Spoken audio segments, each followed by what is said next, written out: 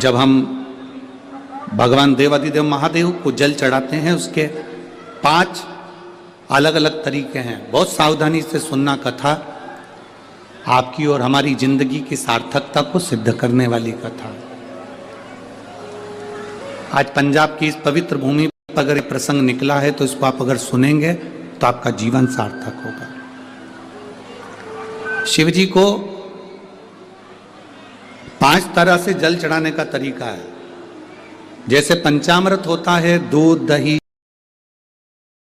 ये सब पंचामृत के अंतर्गत आते हैं, उसी तरह शंकर जी को 5 तरह से जल चढ़ाने का क्रम वर्णित किया गया। अब उसको समझेंगे, बहुत सावधानी से समझिएगा। पहला, जल लेकर आए, सीधे डायरेक्ट शंकर भगवान के शिवलिंग पर चढ़ा दिया। ये प्रथम जल का चढ़ाने का तरीका। दूसरा, जहां से पानी बहकर जाता है, जहां से जल बहकर जा रहा है, उसके ठीक विपरीत जल उत्तर में जा रहा है। आप दक्षिण में खड़े होंगे और दक्षिण में खड़े होकर उत्तर की ओर मुख करेंगे और शिव जी को जल समर्पित करेंगे। ये रोग मुक्ति करने वाला है और हमारे रोग पर हमें विजय प्रदान करने वाला। ये जल चढ़ाने का तरीका। एक, सीधे मंदिर में गए, लोटा भरकर जल उठाया, शिव जी को चढ़ा दिया।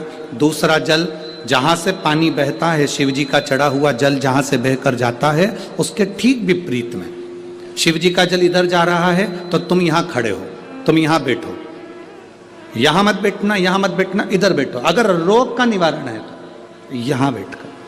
तीसरा, अशोक सुंदरी से जल चढ़ाते चढ़ाते शिवलिंग तक लेकर जाना और शंकर भगवान के शिवलिंग पर पूर्ण जल समर्पित करना। ये तीसरा तरीका।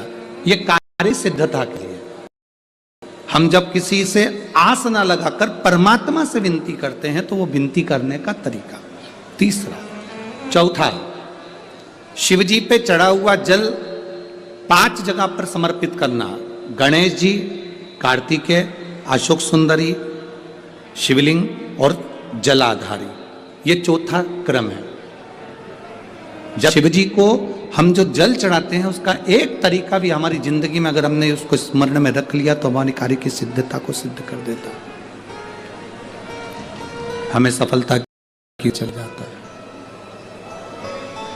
सीधे जल चढ़ाना, दक्षिण में बैठकर उत्तर की ओर मुख कर कर जल चढ़ाना, अशोक सुंदरी से लेकर शिवलिंग तक जल चढ़ाना, 5 स्थान पर गणेश, कार्तिकेय, अशोक सुंदरी, जलाधारी, शिवलिंग पर जल चढ़ाना 5 स्थान पर।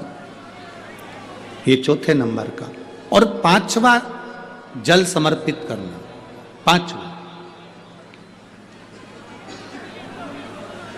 5वें नंबर का जो